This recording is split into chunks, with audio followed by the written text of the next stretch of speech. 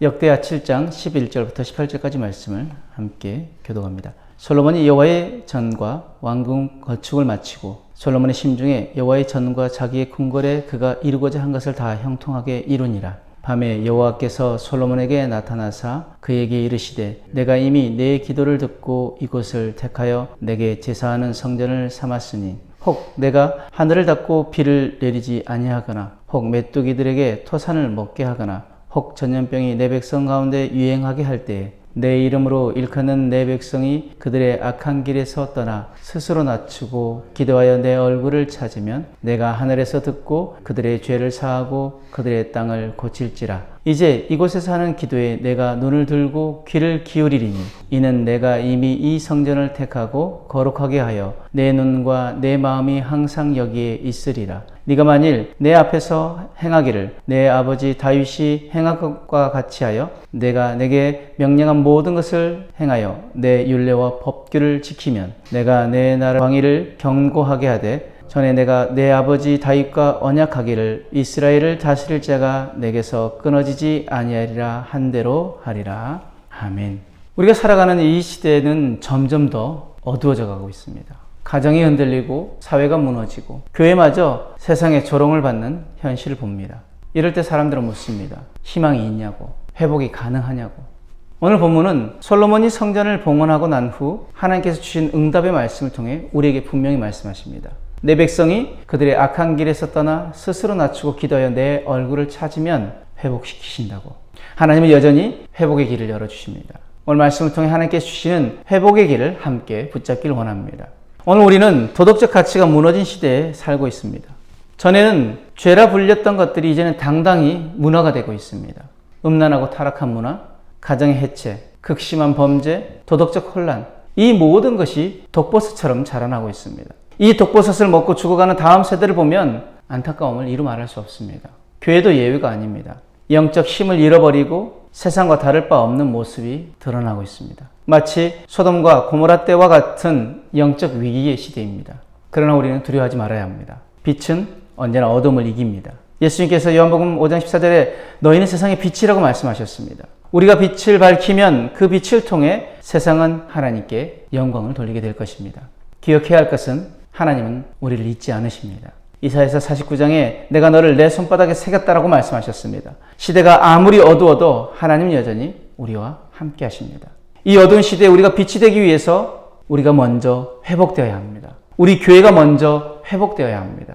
그렇다면 회복을 위해 우리가 해야 할 것은 무엇입니까? 바로 이스라엘 백성들처럼 부르짖는 것입니다. 예레미야 29장 12절 말씀에 너희가 내게 부르짖고 내게 와서 기도하면 내가 너희의 기도를 들을 것이다 라 말씀하십니다. 부르짖는 것은 무엇을 말합니까? 하나님을 찾는 것을 말합니다. 그래서 예레미야 29장 13절에 너희가 온 마음으로 나를 구하면 나를 찾을 것이요 나를 만나리라. 아멘. 우리 인생의 모든 문제들은 주님 만나면 해결됩니다. 우리 인생의 모든 문제들이 주님 만나면 해결되어지고 풀려지고 열려지고 치료되어지고 회복되어짐을 믿으시길 바랍니다. 그렇다면 우리가 이렇게 회복되어지기 위해 먼저 선행되어야 할 것이 무엇일까요?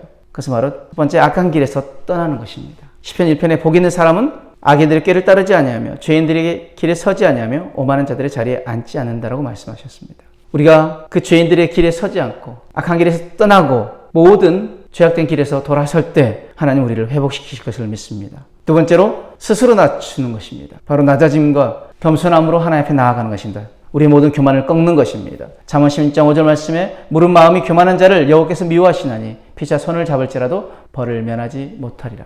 하나님 가장 싫어하시는 것이 바로 교만입니다. 우리가 교만해졌기 때문에 우리가 하나님의 자리에 올라가려고 했던 것을 우리는 회개해야 합니다. 우리는 우리 모든 교만을 꺾고 우리를 낮추고 하나님 앞에 나아가야 합니다. 그렇게 악한 길에서 떠나서 스스로 낮추고 해야 할 것은 또 무엇입니까? 기도하여 하나님 얼굴을 찾는 것입니다.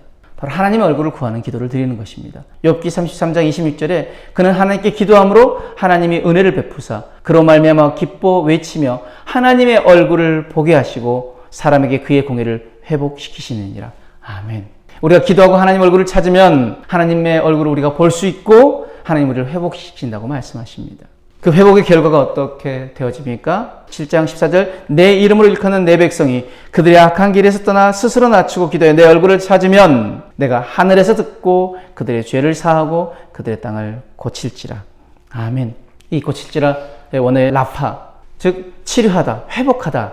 이 말의 의미는 땅을 회복시킨다는 것인데 우리가 악한 길에서 떠나 스스로 낮추고 기도해 하나님 얼굴을 찾으면 하나님께서 우리를 회복시키신다고 말씀하십니다. 어떻게 해요? 하늘에서 듣고 우리의 죄를 사하고 우리 땅을 회복시킨다는 이 말씀을 우리는 붙잡아야 될 줄 믿습니다. 우리는 지금 이 시대의 어둠을 절감하고 있습니다. 그러나 하나님이 여전히 길을 열어주십니다. 나라가 흔들리고 교회가 무너지고 가정이 위기에 처했을지라도 하나님의 백성이 돌아오면 하나님은 회복시키십니다. 회복의 길은 부르짖어 하나님을 찾고 악한 길에서 떠나며 내 교만함을 꺾고 낮아지며 빛의 자녀들처럼 부끄럼 없이 행하며 하나님의 뜻을 구하고 그 뜻대로 살아가며 세상과 타협하지 않고 세상에 섞이지 않고 세상에 물들지 않고 말씀에 순종함으로 하나님의 거룩을 회복하기 위해 몸부림치는 것입니다. 오늘 우리는 이 말씀 가지고 이렇게 결단하길 원합니다. 첫 번째, 내 마음 깊은 곳에 있는 죄를 고백하고 회개하며 하나님과의 관계를 가로막는 모든 습관을 끊어내겠습니다. 두 번째, 내 모든 교만을 꺾고 하나님 말씀에 순종하겠습니다. 마지막으로 매일 나의 삶에 하나님의 얼굴을 구하는 기도를 드리며 하나님 자녀다운 거룩한 삶을 살겠습니다. 이 결단이 오늘 우리 안에 있길 원합니다.